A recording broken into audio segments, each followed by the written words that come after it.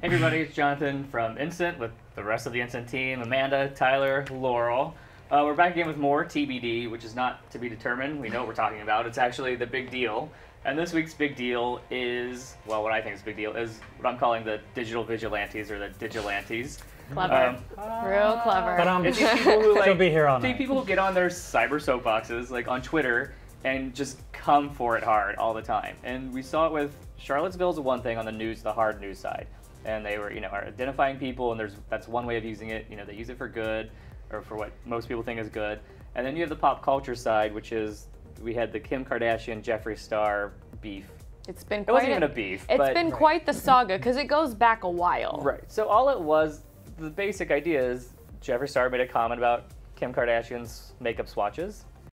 And guys, I see that my fans are totally hating on someone like Jeffree Star for being, honest about my struggle swatches. But because of his remarks, I'm learning how, from the best, from Mario, how to swatch properly. So, guys, and I see you being so petty, bringing up things in his past. And Twitter literally started screaming at her because they took it not just at the surface level of oh, here's a comment on her makeup, and she was fine with the comment on the makeup. It went back to old Jeffree Star incidences where he kind of used racial slurs and that kind of thing. But so the question is with these guys is, do they come too fast, too hard sometimes and lose a little bit of the focus? Because Kim then had to apologize. I just feel a bit naive, and I do want to really apologize for me feeling like I had the right to say get over it in a situation that involves racism, and I just don't really feel like I have the right to speak on that. And when really all she was saying is, you don't have to come at me like that. I wasn't talking about this thing. I was just commenting on the fact that he commented on my makeup. Yeah, well, I mean, it does go back a little bit far, so it's because Jeffree had an unsavory review of Kim's, sure. He didn't like it, and so people...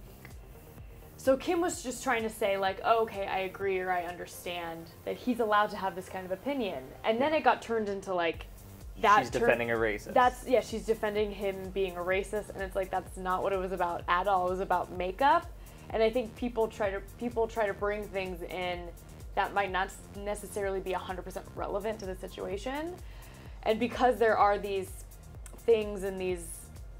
those comments surrounding Jeffree, and that has been a little bit of a dark cloud over him, but people just are so quick to attack. Right. It's true. He said those things, whatever. So it's not even about your opinion about that. They're trying to sum up these complex situations and ideas in one ultimatum statement. Yes. Yeah. Racist. Ooh, powerful.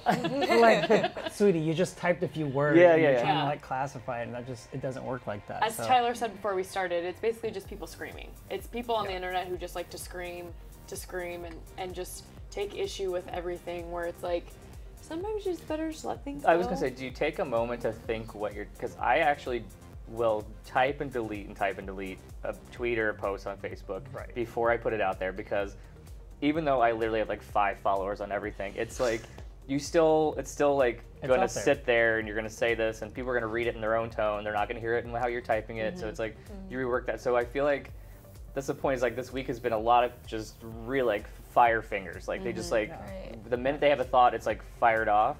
And then the minute you fire that off, especially if it's at a Kim Kardashian or anybody or Trump or whoever, it's just gonna in stone, it's gonna oh, go. You're saying this, and I'm gonna come for you. I mean, he came for Sharon Needles recently, not too long ago, and I wasn't screaming, typing away, but I could have. Right. I feel like it's such low stakes to send a tweet out in the universe. I think people just assume that their tweet's gonna be lost in the flood of tweets happening. That they're just I have opinions, la la. Do you think that? Because I think people tweet thinking they're gonna just stir it, and they're gonna get the attention back. They're gonna stir it, or that they're always right.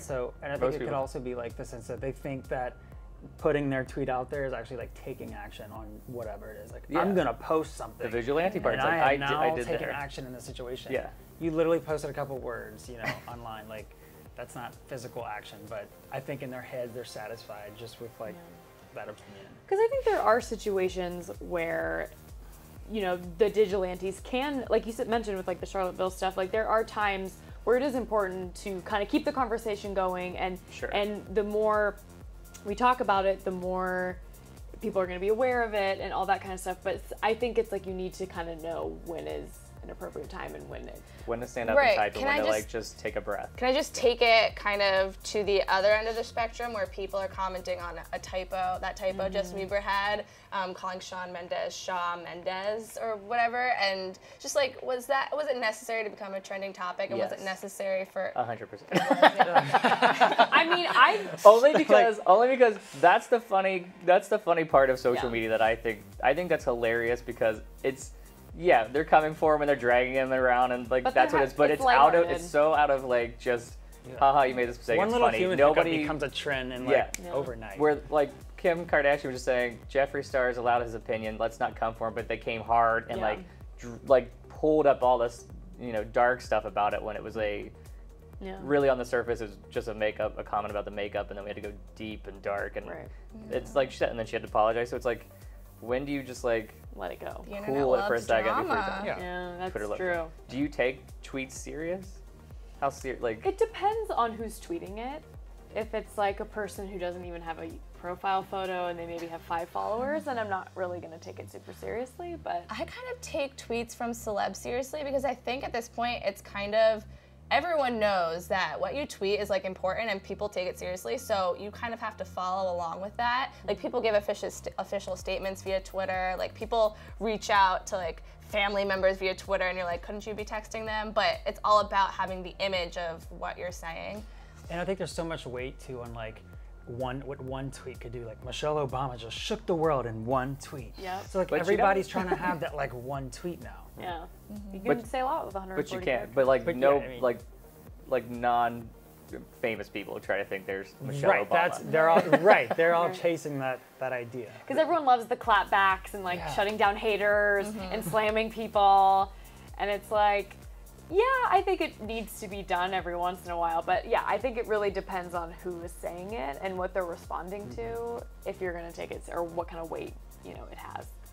Yeah, I think it's like we have to find a balance of like when to be a vigilante on Twitter. Like, okay, you're making a stance and it's great, and when like you're coming too hard, too fast, too much, and not enough focus on like what you're like dealing with. Yeah. We're not saying like everybody stands up on their soapboxes. That's what I'm saying. Like, there's good and there's like just I'm here to be heard, or I think I'm here to be, or I think I'm being heard, and then just like screaming to scream. I'm screaming to scream. But that's why I like the Shawn Mendes stuff, because I feel like it like lightens. Silly.